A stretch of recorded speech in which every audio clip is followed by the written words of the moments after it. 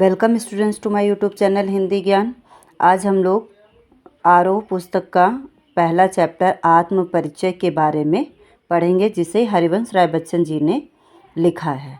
जैसे कि आपको नाम से ही पता चल रहा है कि आत्म परिचय यानी अपने बारे में परिचय देना आत्म परिचय कहलाता है।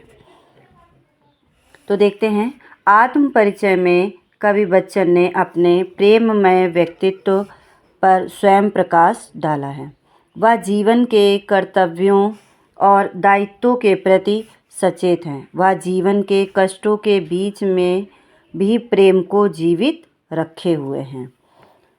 उनका जो हृदय है वो किसी के प्रेम से झंकृत है, यानी उन्होंने अपने जीवन में किसी से प्रेम किया, कोई उनका प्रिय व्यक्ति है, वह उसी प्रिय के स्नेह में डूबे रहते हैं।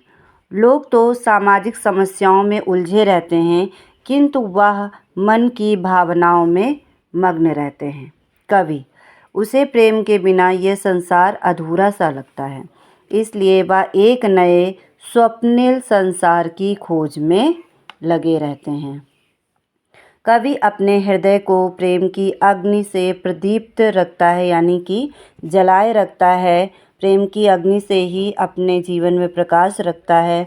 वह उसी आँच के सहारे जीवन के सुख दुख सहता रहता है। उसके मन में यौवन का नशा है।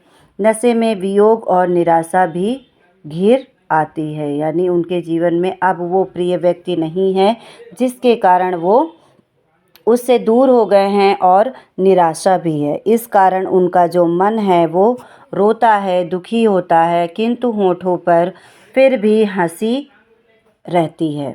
वह प्रेम भरी यादों को अपनी पूंजी मानते हैं, यानी अपने प्रिय व्यक्ति के साथ बिताए हुए पलों को वो अपने जीवन की पूंजी मानते हैं। कवि दुनियादारी और स्वार्थ के लिए जीने वालों को नादान कहता है, कि यानी जो इस संसार में बहुत सारे ऐसे लोग हैं जो सिर्फ स्वार्थ के लिए जीते हैं, तो उनको कवि ने नादान कहा है, यानी कि अज्ञानी कहा है। वह स्वयं ऐसे सांसारिक ज्ञान को भूलना चाहता है। कौन से संसार को भूलना चाहता है? वो जिसमें स्वार्थ हो, सिर्फ दिखावा हो। वह भावनाओं के संसार में जाना चाहता है, इसलिए वह भावना और कल्पना के सहारे रोज नई अपनी दुनिया बनाता है, और उसमें दोष पाए जाने पर वह स्वयं ही उसे मिटा डालता है। वह सांसारिक वैभव वाली दुनिया को ठोकर भी मारता है, कि यानी जहाँ पर वैभव है, जहाँ पर दिखावा है, जहाँ पर स्वार्थ है, जहाँ पर किसी के कल्याण की भावना नहीं है, ऐसे वैभव को वो दुनिया को ठोकर मारता है। कवि को अपने रुदन में संगीत सुनाई पड़ता है। रुदन में यानी कि ये तो विरोधाभास अलंकार है, या तो इंसान रोएगा या तो खुश होगा। तो यहाँ पर कवि कह रहा है कि रुदन में भी उसको संगीत सुनाई पड़ता है। उसकी कोमल वाणी में विद्रोह की आग है। उसका प्रेम चाहे खंडहर जैसा टूटा फूटा है, फिर भी वह उसके लिए राजाओं के महलों से भी अधिक महत्वपूर्ण है। कवि का रुदन ही उसकी कविता में छंद बनकर फूट पड़ता है। कहते हैं ना, कवि लोग क्या होता है कि जब बहुत अंदर से दुखी होते हैं तो वो क्या करते हैं, अपने दुख को, अपने भाव को कलम के माध्यम से शब्दों में व्यक्त करते हैं।